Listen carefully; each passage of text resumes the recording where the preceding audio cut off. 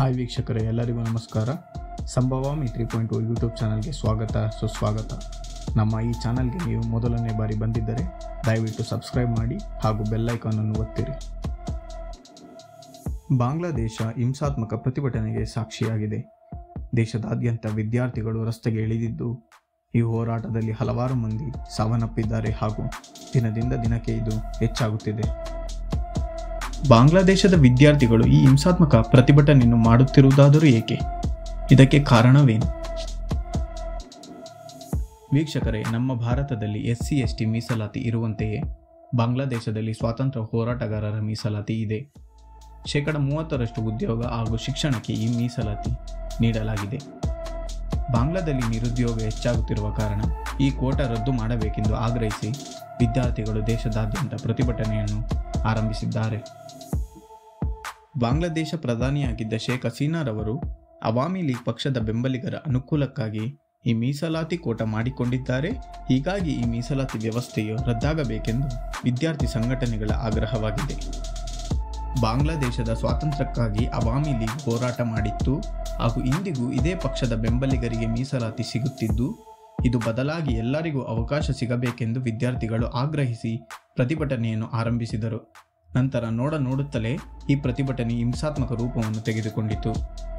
ದೇಶದಾದ್ಯಂತ ನಡೆಯುತ್ತಿರುವ ಈ ಹಿಂಸಾತ್ಮಕ ಪ್ರತಿಭಟನೆಗಳ ವಿರುದ್ಧ ಬಾಂಗ್ಲಾದೇಶದ ಪ್ರಧಾನಿ ಶೇಖ್ ಹಸೀನಾ ನ್ಯಾಯಾಂಗ ತನಿಖೆ ನಡೆಸುವಂತೆ ಆಗ್ರಹಿಸಿದ್ದಾರೆ ಹಾಗೂ ಅವರು ಸರ್ಕಾರಿ ಮಾಧ್ಯಮ ಬಾಂಗ್ಲಾದೇಶ ಟಿವಿಯಲ್ಲಿ ಶಾಂತಿಗೆ ಮನವಿ ಮಾಡಿದ ಮರುದಿನವೇ ಬಾಂಗ್ಲಾದೇಶ ಟಿವಿಯ ಕಚೇರಿ ಹಾಗೂ ಆವರಣದಲ್ಲಿ ನಿಲ್ಲಿಸಲಾಗಿದ್ದ ಕಾರುಗಳಿಗೆ ಬೆಂಕಿ ಹಚ್ಚಿ ಪ್ರತಿಭಟನಾಕಾರರು ತಮ್ಮ ಆಕ್ರೋಶವನ್ನು ಹೊರಹಾಕಿದರು.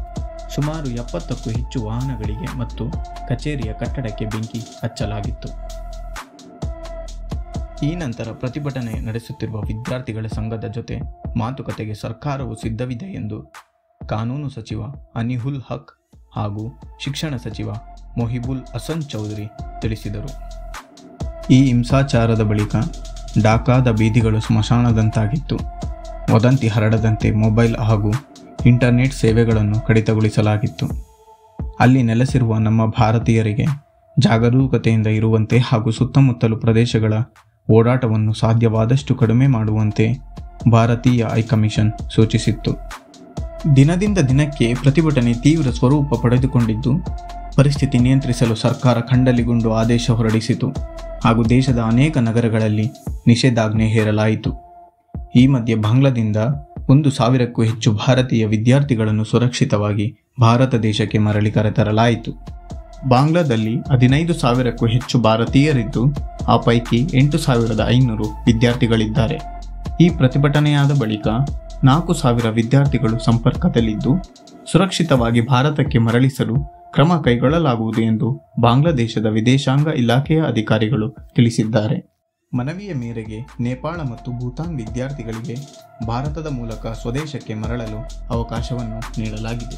ಈ ಪ್ರತಿಭಟನೆಯು ಹೆಚ್ಚಾಗಿದ್ದು, ಅಮೆರಿಕ ಹಾಗೂ ಇತರ ದೇಶಗಳು ಹಿಂಸಾಚಾರವನ್ನು ತೀವ್ರವಾಗಿ ಖಂಡಿಸಿದ್ದಾರೆ. ವಿಶ್ವಸಂಸ್ಥೆ ಪ್ರಧಾನ ಕಾರ್ಯದರ್ಶಿಯಾದ ಆಂಟೋನಿಯೋ ಗ್ಯುಟೆರಸ್ ರವರು ಪ್ರತಿಭಟನೆಯನ್ನು ಆದಷ್ಟು ಬೇಗ ನಿಯಂತ್ರಿಸಬೇಕು ಎಂದು ತಮ್ಮ ಮಾತನ್ನು ವ್ಯಕ್ತಪಡಿಸಿದ್ದಾರೆ. ಪ್ರತಿಭಟನೆಯು ಹಿಂಸಾರೂಪಕ್ಕೆ ತಿರುಗಿದ್ದು, ಅವಾಮಿ ಲೀಗ್ ಪಕ್ಷದ ಕಾರ್ಯಕರ್ತರು ಹಾಗೂ ನಾಯಕರ ಮನೆಯ ಮೇಲೆ ದಾಳಿ ಮಾಡಲಾಗಿದೆ. ಉದ್ಯಮಿಗಳ ಮೇಲೆ ದಾಳಿ ಮಾಡಿ ಲೂಟಿ ಮಾಡುತ್ತಿದ್ದಾರೆ ಹಾಗೂ ಅಲ್ಪಸಂಖ್ಯಾತ ಹಿಂದೂಗಳ ಮೇಲೆ ದಾಳಿ ಮಾಡಿ ಹಲ್ಲೆ ಮಾಡಲಾಗಿದೆ. ಬಾಂಗ್ಲಾದೇಶದ ಪ್ರಧಾನಿ ಶೇಖ್ ಹಸೀನಾ ರಾಜೀನಾಮೆ ನೀಡಿದರು ಹಾಗೂ ಅವರ ಸರ್ಕಾರದ ಪತನದ ನಂತರ ಶುರುವಾದ ಹಿಂದೂಗಳ ಮೇಲಿನ ಹಿಂಸಾಚಾರ ತಾರಕಕ್ಕೇರಿರುವ ಹಿನ್ನೆಲೆಯಲ್ಲಿ ಅಲ್ಪಸಂಖ್ಯಾತ ಹಿಂದೂ ಸಮುದಾಯದ ಲಕ್ಷಾಂತರ ಮಂದಿ ಬೀದಿಗೆ ಇಳಿದಿದ್ದರು. ತಮ್ಮ ಮೇಲೆ ಆಗುತ್ತಿರುವ ದೌರ್ಜನ್ಯದ ವಿರುದ್ಧ ಹಿಂದೂಗಳು ಶಾಂತಿಯುತ ಪ್ರತಿಭಟನೆಯನ್ನು ನಡೆಸುತ್ತಿದ್ದು, ಈ ಹಿಂಸಾಚಾರವನ್ನು ಖಂಡಿಸಿ ಅಮೆರಿಕದಲ್ಲಿ ಕೂಡ ನೂರಾರು ಜನರು ಪ್ರತಿಭಟನೆಯನ್ನು ಮಾಡುತ್ತಿದ್ದಾರೆ. ಇಲ್ಲಿಯವರೆಗೂ ಸುಮಾರು 550ಕ್ಕೂ ಹೆಚ್ಚು ಜನರು ಸಾವನ್ನಪ್ಪಿದ್ದಾರೆ ಎಂದು ಹೇಳಲಾಗಿದೆ. ಶೇಖ್ ಹಸೀನಾರವರು ರಾಜೀನಾಮೆ ನೀಡಿ ಬಾಂಗ್ಲಾ ತೊರೆದು ಭಾರತದಲ್ಲಿದ್ದರೆ, ಅವರ ಬಳಿಕ ಸೇನೆಯು ಅಲ್ಲಿನ ಪರಿಸ್ಥಿತಿಯನ್ನು ನಿಯಂತ್ರಣಕ್ಕೆ ತೆಗೆದುಕೊಂಡಿದೆ. ಈ ವಿಷಯಕ್ಕೆ ಸಂಬಂಧಿಸಿದಂತೆ ನಿಮ್ಮ ಅನಿಸಿಕೆ ಹಾಗೂ ಅಭಿಪ್ರಾಯಗಳನ್ನು ಕಮೆಂಟ್ ಬಾಕ್ಸಲ್ಲಿ ತಿಳಿಸಿ ಎಂದು ಹೇಳುತ್ತಾ ಈ ವಿಡಿಯೋ ಇಲ್ಲೇ ಮುಗಿಸುತ್ತಿದ್ದೇನೆ. ಈ ವಿಡಿಯೋ ನಿಮಗೆ ಇಷ್ಟವಾಗಿದ್ದರೆ ಲೈಕ್, ಶೇರ್, ಸಬ್ಸ್ಕ್ರೈಬ್ ಮಾಡಿ. ಧನ್ಯವಾದಗಳು.